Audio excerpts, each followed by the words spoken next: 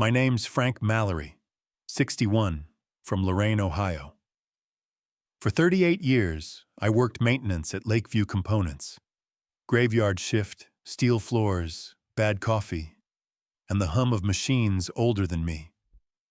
I wasn't a manager, but when a line went down, they waited for me to fix it.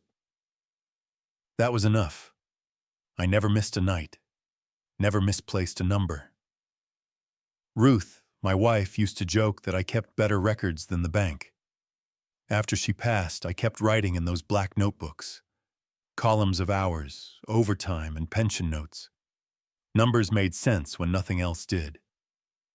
When I retired last summer, the plant threw me a barbecue and a plaque. 40 years of loyalty, the engraving said. Loyalty. I liked that word. My plan was simple. Live quiet, pay off the house, keep my pension intact. No debts, no handouts. Then last Monday, something cracked. I logged into my pension portal to check the first payment. The screen blinked once and threw a message I'd never seen before. Account inactive. Contact administrator. So I called. The rep sounded young enough to be my grandson. Mr. Mallory, our records show your annuity ended last year. Says here you took a 5-year accelerated payout starting in 2019. That's wrong, I said. I was still working in 2019. He clicked a few keys, hesitated. The file has your name, your social, and a signature. Maybe check with your company. I drove to the HR office. The same woman who gave me my cake looked nervous. Frank, she said, we show an early retirement package processed under hardship terms. Everything was notarized. Show me. She slid a folder across. Inside was a photocopy with my name and a shaky imitation of my handwriting. I stared at it until the edges blurred. That's not mine. She lowered her eyes.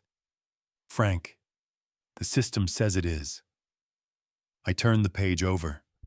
Across the top margin ran a fax header, number 330-782-9942, time-stamped March 14, 2019, 2:12 a.m. Lakeview's fax line starts with 440.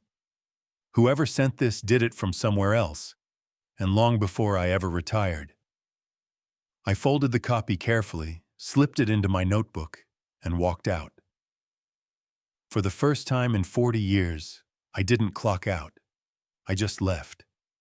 At home, I lined up my ledgers on the kitchen table. 38 years of numbers, steady as a heartbeat. If someone thought they could erase me with a forged line, they were about to find out what happens when an old electrician follows a wire back to its source. Frank circles the unknown fax number in red ink. The first sign that his pension theft wasn't an error. It was a setup waiting to be exposed. 2 days after that call, I drove back to the plant to meet the new HR director. Some slick kid named Mason Trent, maybe 30, wearing sneakers that probably cost more than my week's pension. He greeted me like a customer, not a man who'd given 4 decades to keep his lights on. Mr. Mallory, he said, smiling too wide, you really should have scheduled an appointment. We've already closed your file. My file, I said. You mean the fake one that says I retired 5 years ago? He chuckled. Our records are verified, sir. You might have forgotten signing the early distribution paperwork. Forgotten? I leaned across the desk. Son, I've got ledgers proving I worked through every shift since 2019. Don't tell me what I forgot. The room went quiet. A couple of junior staff looked up from their screens. Mason lowered his voice. Look, Frank, I know this must be confusing for you. Happens a lot with folks your age. Memory gets spotty, paperwork piles up. We're just trying to keep things smooth.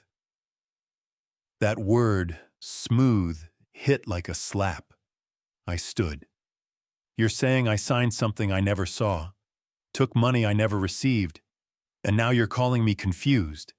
He raised his hands like I was some wild animal, Sir, please lower your voice.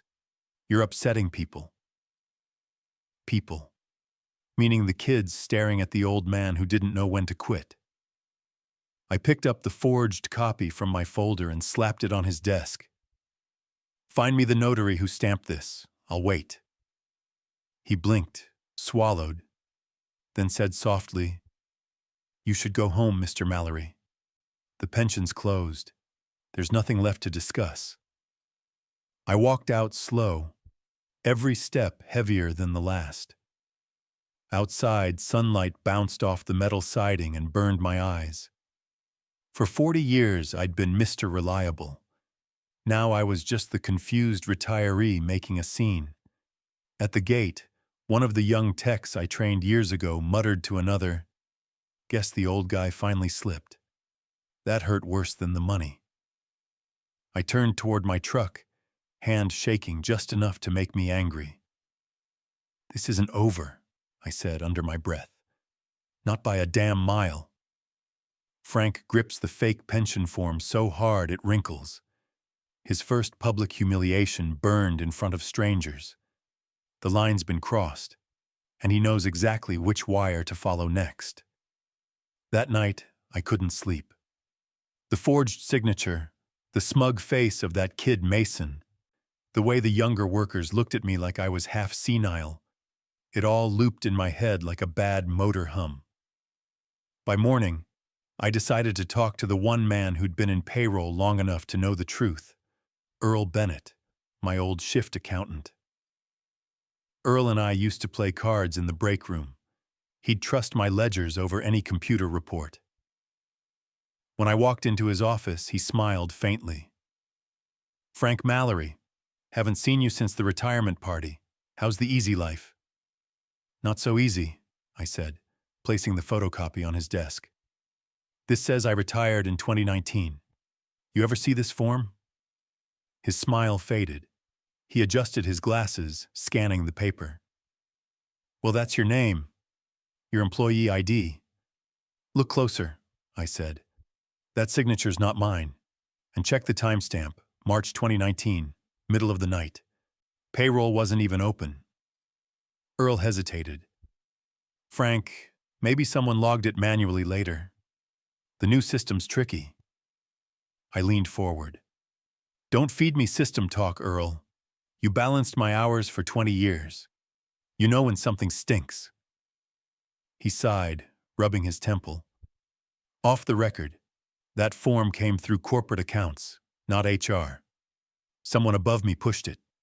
I was told to update archives and not ask questions." "Who signed the request?" He shook his head slowly. "I can't say names, Frank. You didn't hear it from me." "Then I'll find it myself." He looked up, voice low. "Frank, let it go. The company's changed. You dig too deep, you'll only embarrass yourself." I stared at him until he looked away. "Maybe," I said, picking up the copy. "But if someone thinks I'm just another confused old man, they're about to learn what 40 years of record-keeping looks like." Outside his window, the plant siren wailed shift change. It sounded different this time, like the end of something that used to be mine. Frank walks out clutching the forged form tighter. He now knows the theft wasn't local. It came from inside corporate accounts, and someone with power made sure his name disappeared. By the end of that week, word had spread through the old crew faster than a spark in dry grass. At the diner near the plant, where I'd eaten the same breakfast special for 20 years, people suddenly got quiet when I walked in. One of the line mechanics muttered, "He's the guy suing the company for a pension he already spent." I pretended not to hear, but my hands tightened around the coffee mug until it creaked. I thought maybe Earl had kept his mouth shut. Turns out, he hadn't. By Friday, HR had called a meeting with former staff under review. My name was at the top. Inside that conference room, Mason, the same kid who called me forgetful, sat with a smirk. "Frank," he said, "we reviewed your claim. Everything checks out on our end. We've even got records showing your signature notarized. Maybe this is just stress. Stress doesn't forge signatures, I said. He shrugged. Then maybe someone did you a favor. Early payout, extra taxes, you forgot. It happens. The younger reps chuckled softly, like it was a good story. I walked out before I said something that'd get me arrested. That night, I stopped by Rizzo's bar, a hole in the wall where the old Lakeview guys still played darts. Half of them wouldn't meet my eye. The other half asked if I'd really blown my retirement on bad investments. I wanted to shout the truth, but what's the use? Once the story turns on you, it doesn't matter who started it. At the corner table sat Tom Delaney, my old maintenance supervisor. Gray hair, leather jacket. Same slow drawl. He waved me over. "Heard they're calling you crazy," he said. "You're not crazy, Frank. You're being set up." "How do you know?" I asked. Tom leaned in. "My niece works in accounting downtown. She saw your name on a transfer list. Something about an asset merge tied to a corporate pension rollover. She said it was pushed through by a regional manager named Holt." Holt. The same man who'd once told me, "Retirement's just a formality, Mallory. You'll never actually leave." I sat back, the pieces clicking together. Someone higher up had buried me in paperwork, and half the town already believed it. Tom slid a folded note across the table. "That's the contact my niece used. Be careful, Frank. These people close ranks fast." I slipped the note into my jacket pocket. When I walked out, the wind off Lake Erie cut through my coat, cold enough to sting. I wasn't just fighting a clerical error anymore. I was up against the company that built my life, and now wanted me erased from its books. Frank grips the note from Tom's niece under the streetlight. The contact name and email glint faintly under the rain. A doorway straight into the system that stole his future. The next morning, I drove to the credit union to pull my balance, just to see something that made sense. The teller printed a slip, frowned, and slid it across the counter. $742.13. That was all that was left in an account I'd fed for 40 years. "I think there's a mistake," I said. She shook her head gently. "Sir, the records show multiple withdrawals to a corporate pension subsidiary. Authorization under your name." I walked out without another word. The January wind hit like wire. Halfway home, my truck sputtered. Empty tank. I laughed because it felt fitting. When I got there, a white envelope sat jammed in the doorframe. Notice of property tax delinquency. Payment overdue. I'd been paying automatically for years. The autopay must have been tied to the pension account they'd emptied. Inside, the house felt smaller than I remembered. Ruth's photo still sat on the mantel, smiling like she didn't know the world had turned upside down. I microwaved a can of beans, ate them cold, didn't bother with the light on. The hum of the appliance was louder than the wind outside. By evening, the phone rang, unknown number. "Mr. Mallory?" a voice asked. "This is Anderson Realty. We've received notice of an appraisal request on your property for potential lien coverage. Do you intend to sell?" "Sell?" I said. "You people already took everything. What's left to sell?" "Sir, I just have the paperwork," the caller replied before hanging up. The quiet after that call was heavier than any machine noise I'd ever known. All those years fixing systems, keeping things running. Yet I couldn't fix the one system that mattered. I sat at the kitchen table, notebooks stacked in front of me, hands trembling.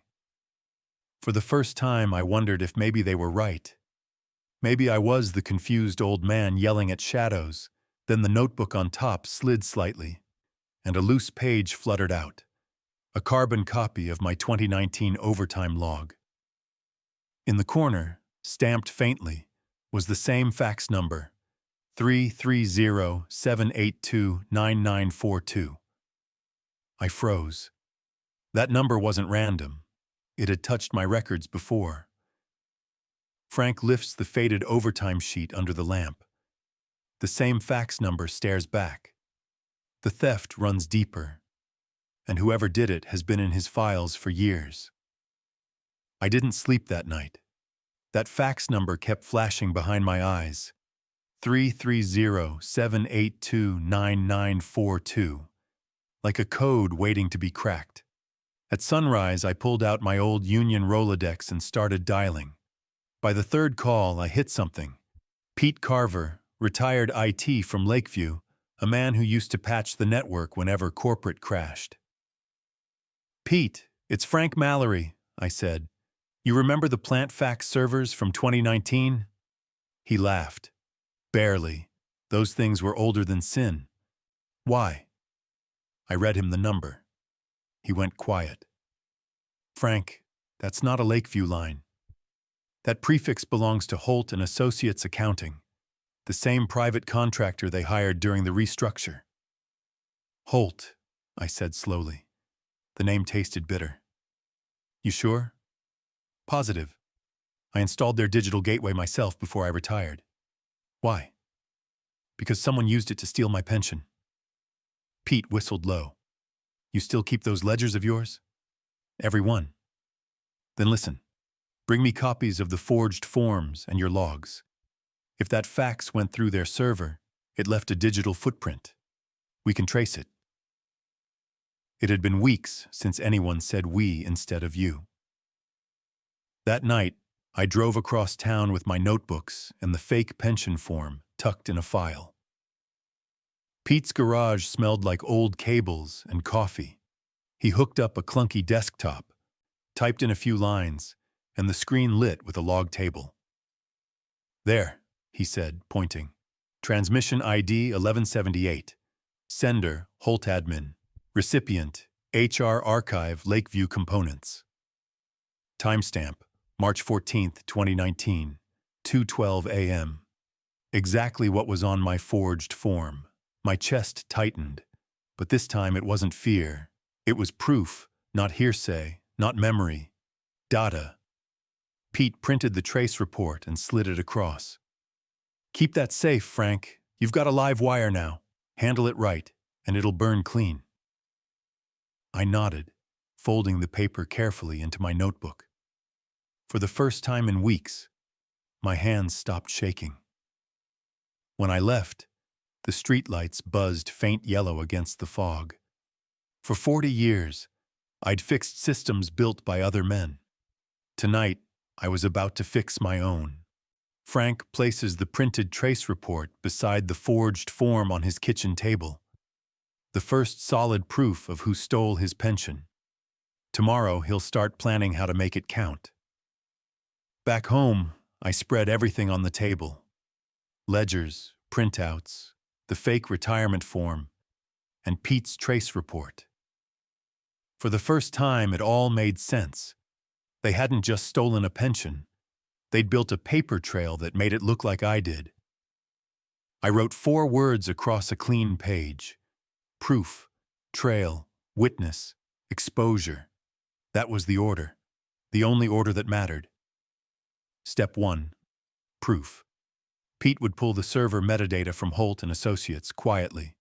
If the transmission came from their domain, it tied the forgery straight to management. Step 2. Trail. I'd request my full pension audit from the Federal Benefit Board using my union ID. Every payment, every transfer. If a dime went where it shouldn't, the numbers would tell the truth. Step 3. Witness. Tom Delaney's niece in accounting, the one who saw my name on the transfer list. I'd ask her to meet off-record, somewhere public. If she confirmed what she saw, I'd have a living witness. Step 4. Exposure. When I had all of it, digital proof, transaction trail, and a witness, I'd drag it into daylight. Board hearing, court filing, or the local paper. Didn't matter where, as long as people watched. I leaned back, and stared at the 4 steps until they blurred. The old man they called Forgetful was about to run an investigation tighter than any audit team they'd ever met. Pete called that night. "I checked the server mirror," he said. "Looks like Holt and Associates deleted files right after your transmission. But backups exist on the regional data node. If we act fast, I can pull them before they purge." "How fast?" "Tomorrow morning." I looked at Ruth's photo on the mantel. "Then tomorrow we start." After the call, I slid the trace report and the forged form into a binder, labeled it Ledger Case #1. It felt almost ceremonial, like clocking in again after a long layoff. Outside, the street was silent except for the distant hum of the plant's night shift, my old rhythm still running without me. I closed the binder, whispering, "Let's see how you like being audited." At 5 a.m., Frank's phone buzzes, a text from Pete. "Meet me at the data hub. Found something big. Bring the binder." Frank grabs his coat. The hunt's about to move from paper to proof. By dawn, the fog off Lake Erie rolled thick over the highway. I drove through it slow, binder on the seat beside me like a co-pilot. Pete was waiting outside the regional data center, a squat concrete building with flickering lights and too much security for a place that just stored files. He waved me in. "We've got one shot before they archive the quarter. Once it's archived, it's gone for good." Inside, his old employee badge still fooled the front scanner. We moved fast, 2 old men walking like they still belonged there. Pete found a workstation, plugged in a portable drive, and muttered, "Come on, come on." Lines of code scrolled across the screen. "There it is," he said finally. "Transmission ID 1178 Holt Admin. Attached document. Pension Early Withdrawal Form F. Mallory." He clicked the file. My forged signature filled the monitor. At the bottom corner, a digital tag blinked. User l.holt@holtassoc.com.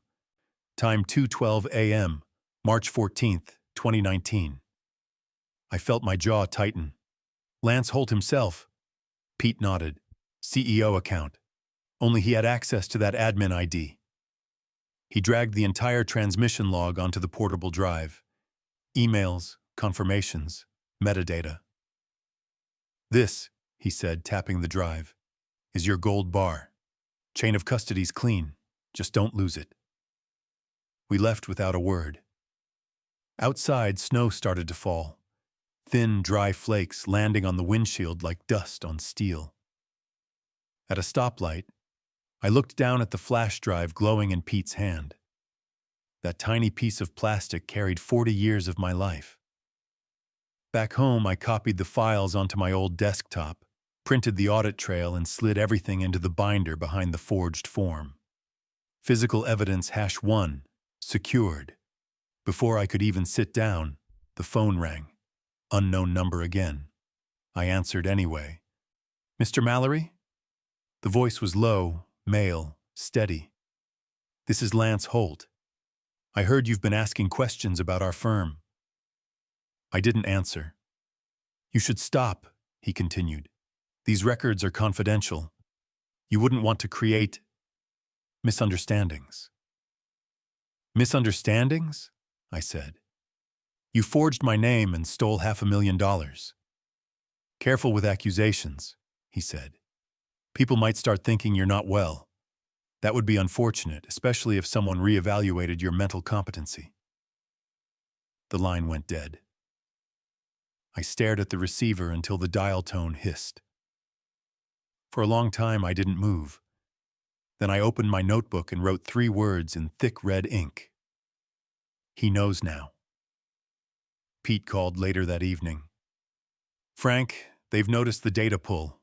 Expect pushback." "I already got it," I said. "Holt called me himself." Pete exhaled. "Then we're close. Just don't face him alone." I looked out the window at the snow building on the rail fence. "I won't," I said. "Next time, he'll face the numbers. Frank opens the binder, stares at the flash drive and printed log. Outside, headlights pause by his mailbox, then fade away. Someone's watching, and the next move won't be quiet. The next week, Lakeview hosted its annual Retirees Luncheon, a polite show the company threw every spring to prove it still cared about the men it had used up. I hadn't planned to go, but after Holt's call, I changed my mind.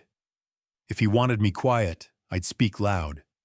I wore my old work jacket, binder tucked under my arm, and walked straight into the banquet hall. Dozens of familiar faces turned. Some smiled politely, others looked away. Mason was there too, standing beside a man in a dark suit with perfect hair. Lance Holt. He was shaking hands with a reporter from the local business journal, probably selling another corporate responsibility story. When he saw me, his smile didn't even flicker. "Mr. Mallory," he said smoothly, "good to see you again. How's retirement treating you?" I set the binder on the nearest table. It was fine until someone forged my name and stole my pension. The room went still.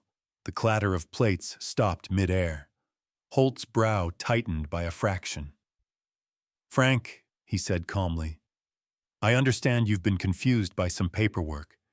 Perhaps we should discuss this privately." "No," I said, loud enough for everyone to hear. "We'll do it here." I opened the binder, flipped to the first page, and held it up. A color print of the fax transmission log, Holt's own user ID shining on the screen capture. "This," I said, "came from your firm's server at 2 a.m. It carried a forged signature of my name, and this," I held up the audit report from Pete's Trace, "shows where the funds went after. A shell account called H&A Benefit Merge." Someone near the buffet whispered, "Is that legal?" The reporter raised her phone to record.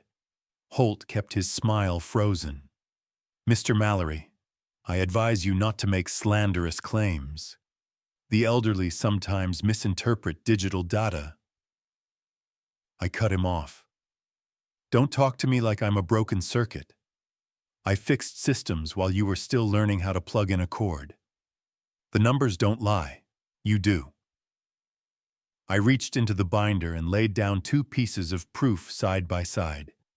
The forged retirement form, notarized under Holt's ID. The printed fax record linking his user account. The crowd pressed closer. The reporter's camera light blinked on. Holt's tone sharpened. "You've stolen proprietary information, Mr. Mallory. That's a criminal offense." "Then call the cops," I said. "I'll hand them your copy too." For the first time, his smile cracked. He leaned in, voice low. "You don't know who you're dealing with." "Actually," I said, "I think I do." Behind him, Mason whispered something to a coworker and slipped out a side door. Coward. I turned to the room. Every man in here worked decades for this company. If they can erase me, they can erase you next. That's what loyalty's worth to Holt and Associates. The applause started slow, awkward, then rolled through the hall. Holt turned red, his jaw twitching. "Enjoy your moment, old man," he muttered. "You've just made a mistake you can't take back." He grabbed his coat and left, Mason trailing behind. I stood alone in the echo of clapping and cell phone cameras, my hands shaking not from fear, but release. For the first time since Ruth died, I felt alive. That night, Frank's phone buzzes, a voicemail from an unknown number. Holt's voice hisses through the speaker. "You humiliated me in public. You think this is over? You'll regret touching my records." The voicemail played 3 times before I stopped shaking. "You humiliated me in public," Holt said, voice tight and deliberate. "You think this is over? You'll regret touching my records." He didn't shout. That made it worse. It was the kind of voice that meant plans were already made. The next morning, Pete called. "Frank, you need to hear this," he said. "A compliance investigator I know, Detective Marquez, retired county PD, now works contract for the pension board. Heard your story. He's willing to take a look."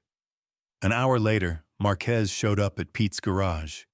Thick gray mustache, steady eyes. The kind of man who measured people before speaking. He set a recorder on the table. "I listened to that voicemail, Frank. You realize what this is?" "Threat?" I said. He nodded. "More than that. It's evidence of elder intimidation and fraud obstruction. We'll log it, timestamp it, and add it to your file." "Did he contact you any other way?" I handed him the binder. "Everything I've got. Proof, trail, names." Marquez flipped through slowly, nodding at the trace logs and the forged form. "You've built a stronger case than most lawyers I know, but Holt won't stay quiet. Expect him to hit back in the press, maybe through your old company's PR." He was right. By evening, an article popped up online. "Former employee faces cognitive decline, makes false accusations." They quoted Mason, saying I'd been mentally unstable since my wife's death. Reading it felt like being erased twice. I called Marquez. "They're trying to bury me in rumor." "Then we do the opposite," he said. "You go on record, with me. I'll file the report directly to the district attorney's fraud division. No middlemen." We met the next morning at the pension board office. He recorded my statement, sealed copies of the evidence, and notarized the chain of custody. "This," he said, holding up the folder, "is what they can't spin. Once the DA reviews it, Holt's facing state charges." I felt something loosen in my chest. For weeks, I'd been shouting into the dark. Now the dark was shouting back, and this time it had a badge.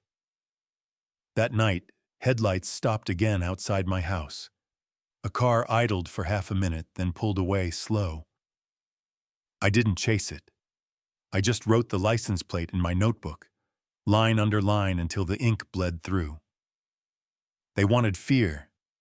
I gave them documentation. Next morning, Marquez calls. "Frank, the DA's office fast-tracked your case, but Holt's lawyers just requested a handwriting verification. If the expert sides with you, it's over for them." 2 weeks later, Marquez called me into his office. "The handwriting analysis came back," he said, sliding a sealed envelope across the table. I broke the seal with a thumb that wouldn't stop trembling. Inside was a 2-page report stamped by the State Forensic Lab.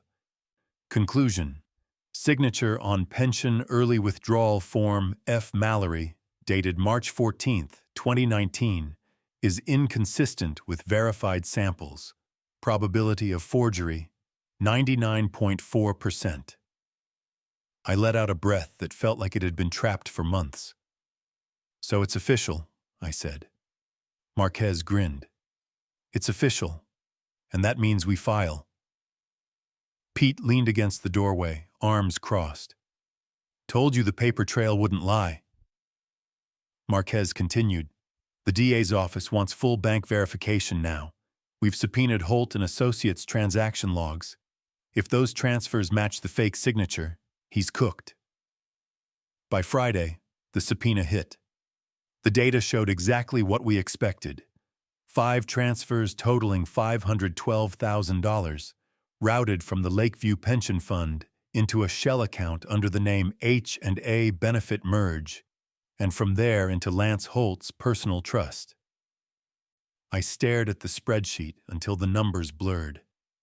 That was every hour I'd ever worked, turned into someone else's lifestyle. Marquez printed the audit, slipped it into a new evidence folder, and handed it to me. "This is your hammer, Frank. Holt can hire all the lawyers he wants. These numbers don't argue." Later that day, my phone buzzed again. "Unknown number," I answered. It was Holt. His voice different now, strained, rushed. You think this means anything? You can't prove intent. I'll bury you in appeals. Then start digging, I said, and hung up. By nightfall, Pete stopped by with 2 beers and a grin. Word is, Holt's board just suspended him. Internal investigation pending. You rattled the cage, old man. I didn't feel joy, not yet. Just a steady hum, like a machine warming up. Let's finish it right, I said. Court. Record the whole thing. Public. Marquez agreed. The DA wants to set the hearing for next week. You'll testify first. That night, I sat at the kitchen table, binder open to the last page. Under the lamplight, the evidence glowed like truth carved in steel.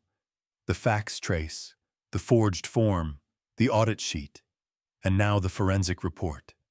I added one more page, a handwritten note to myself. For Ruth, for 40 years of honest work. For every man who got called forgetful when he was right all along. Then I closed the binder and exhaled.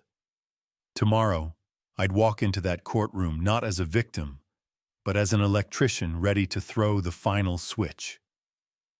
As Frank turns off the lamp, his phone buzzes again. Marquez's voice. The judge-approved open testimony. The press will be there. Tomorrow, you end this. The county courthouse was packed that morning. Reporters, retirees, even a few of the old Lakeview crew filled the benches. The air smelled of coffee and nerves. Marquez sat beside me, calm as always. Pete stood behind us, binder in his hands like a flag. Across the aisle, Lance Holt arrived with 2 lawyers in suits sharp enough to cut glass. He didn't look at me. That was fine. I wasn't here for conversation. The judge entered, banged the gavel once. This hearing concerns alleged forgery and pension misappropriation under the Lakeview Retirement Plan, she said. Mr. Mallory, you may proceed. I stood, binder open to the first page. My voice came out steadier than I expected. Your Honor, this isn't about confusion or bad memory. It's about theft, disguised as paperwork. I handed up the first exhibit, the forged early withdrawal form. Notarized under Holt and Associates, I said. Signed with my name at 2 a.m, March 14, 2019. I was on the night shift that date. Here's the logbook to prove it. The judge glanced down at the form, then at the attached forensic report. Probability of forgery, 99.4%, she read aloud. The courtroom murmured. Holt's attorney tried to stand. Your Honor, my client. Sit down, the judge said flatly. We'll hear the evidence. Next, Marquez stepped forward and played the voicemail. Holt's own threat from 2 weeks earlier. You humiliated me in public. You think this is over? You'll regret touching my records. The sound echoed through the room. Holt's jaw clenched. But his lawyer's face went pale. Marquez continued, presenting the bank audit. 5 transfers, $512,000, routed into Holt's personal trust. These funds originated from Mr. Mallory's pension account, he said, verified by both federal and corporate records. The judge turned to Holt. Mr. Holt, do you wish to respond? He hesitated, eyes darting between his lawyers. Then, for the first time, his voice cracked. It was a temporary adjustment. I meant to return the funds. By forging an employee's name? The judge asked. No answer. Just silence. She set the papers down. This court finds sufficient cause for fraud, forgery, and elder financial exploitation. Assets under Holt and Associates are frozen pending restitution. The matter is referred to the district attorney for criminal prosecution. Gasps rippled through the gallery. Holt's composure shattered. He slammed a fist on the table. You can't do this to me. That money was mine to manage. It was not yours to steal, the judge said sharply. Bailiff, remove him. Two deputies cuffed him before he could speak again. For the first time in months, I felt my breathing ease. Pete patted my shoulder. You flipped the breaker, Frank. Power's yours again. I nodded, watching Holt being led out, his designer shoes scuffing the tile. Behind him, the same young workers who'd called me senile now whispered in disbelief. When the gavel struck for adjournment, the sound was clean and final, like a switch snapping off a bad circuit. Outside, the cold air hit my face, and the noise of cameras faded behind me. For the first time since this began, I wasn't chasing proof anymore. I was the proof. Frank steps into the sunlight, binder tucked under his arm. Tomorrow will bring reporters, restitution forms, and headlines. But for tonight, he finally feels free. 3 months after the hearing, the headlines finally faded, but the quiet that followed felt new. The district attorney filed criminal charges against Holt. His company folded within weeks. I didn't get every dollar back, but the restitution covered enough for me to keep my house and rebuild my savings. The rest? I'll live long enough to see it paid out one check at a time. Every morning I still brew black coffee and open my ledger. Only now the first line reads, "Case closed, verified by truth." Pete stops by on Sundays with donuts and Marquez calls once a month just to make sure I'm still retired. Sometimes I think they check on me as much for themselves as for me. The best part came quietly. At the grocery store last week, one of the young techs from the plant stopped me in the aisle. He said, "Mr. Mallory, we were wrong about you. My dad's pension got flagged last month, and because of your case, they caught it in time."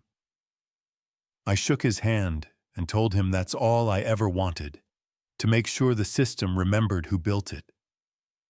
I still miss Ruth every day, but when I sit on the porch at sunset and hear the distant hum of the plant, I know I did right by her. Numbers don't lie. They just wait for someone stubborn enough to read them right. If you've listened this far, thank you.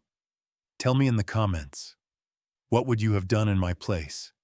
And don't forget to subscribe to Revenge Stories Men U60 USA, because stories like mine deserve to be heard.